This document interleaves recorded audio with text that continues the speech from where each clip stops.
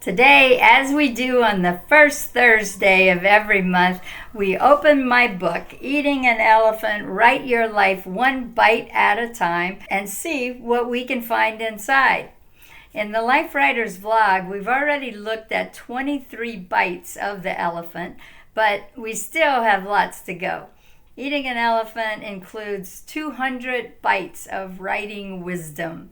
The bite we're looking at today is one I was emphatic about when I wrote the book. In most cases, I still hold true to what is said in Eating an Elephant, but I'm not quite as militant about it anymore, even though it still sounds wrong to me in many instances. Hi, my name is Patricia Charpentier, and welcome to episode 116 of the Life Writers vlog, where you can find inspiration and useful tips to help you write your life stories. Bite 105 is entitled More Than/Over. More Than/Over. In it, I give an example of how language evolves over time. I talked about my first year journalism school professor, Eddie Bonner. He yelled and banged on the desk every time a student used new record in an article. Eddie would say, "There's no such thing as a new record. If it's a record, it's a record, period." Then he'd throw the paper on the floor, and that was the end of that. He saw new record as redundant, which I understand. And still to this day, every time I hear a sportscaster say new record, I think of Eddie Bonner and imagine him flipping over in his grave. While we're not here to talk about a new record, we are here to discuss another English conundrum I focus on in Bite 105, and it is more than and over. There's no set grammatical rule of when to use more than and when to use over. But for a long time, I was taught by Eddie Bonner that more than applied to quantities and means in excess of, while over refers to distance. I ate more than 5 donuts today, or I hiked over 5 miles. The first example describes a quantity. The second describes a distance. That's a rule I've written by since I first started putting pen to paper. But this has never actually been a grammatical rule. The distinction between more than and over started back in 1877 when William Cullen Bryant was editor-in-chief of the New York Evening Post, and he insisted that his reporters adhere to using more than with quantities and over with distances. For him, the two were not interchangeable. This distinction became embedded into journalistic and writing worlds for almost 150 years.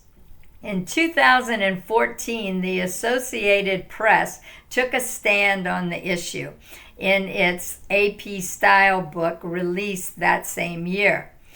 The Journalist's Bible said over was acceptable in all uses to indicate a greater numeric value.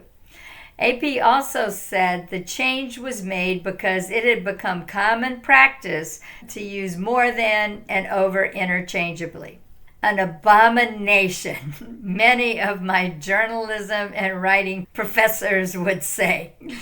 Also, grammar guru Brian Garner agreed with AP, saying over had been used in the English language since the 12th century and had been interchangeable with more than until William Cullen Bryant declared over was unfit to use to designate quantities in 1877. The pet peeve of one man changed our usage of the English language for almost 150 years. I have a couple of writing pet peeves. I would love to see those end up being instilled in that way, but I doubt they will. Using over to designate quantity still sounds wrong to my ears. It's still in Writing Your Lifestyle Guide, which we adhere to strictly. Eventually, I may loosen my grip on the more than over official rule, but I'm not there yet. A similar issue raises its ugly head with the interchangeable use of eager and anxious. Don't get me started on that one. The more than and over drama is all I can handle in one vlog. Tell me about you. Do you make a distinction between more than and over? Or have you never even thought of the distinction between the two?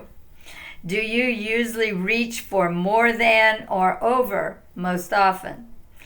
Is what we talked about today going to change how you approach describing amounts and distances? Tell us about your take on the more than versus over issue in the comments section below. But remember, whether you prefer more than or over, the only way to do this wrong is to not do it at all. The only way to do this wrong is to not do it at all. Until next time, happy writing, everybody. Don't miss the next episode. Sign up to be notified of future posts and upcoming events. Use the buttons below to share this episode on social media or with a friend who might like it. If you enjoyed this week's episode, you will love our Life Writers membership. Whether you don't know where to start writing your life stories, have started and stopped many times, or have been writing but want to receive feedback to make your stories better, the Life Writers membership is where you need to be. We have a Get Started roadmap, an extensive library of instructional videos, live events via Zoom, and a supportive and active community. If you want to take the stories that live in your heart and mind and put them into words on the page, check out Life Writers at lifewriters.us.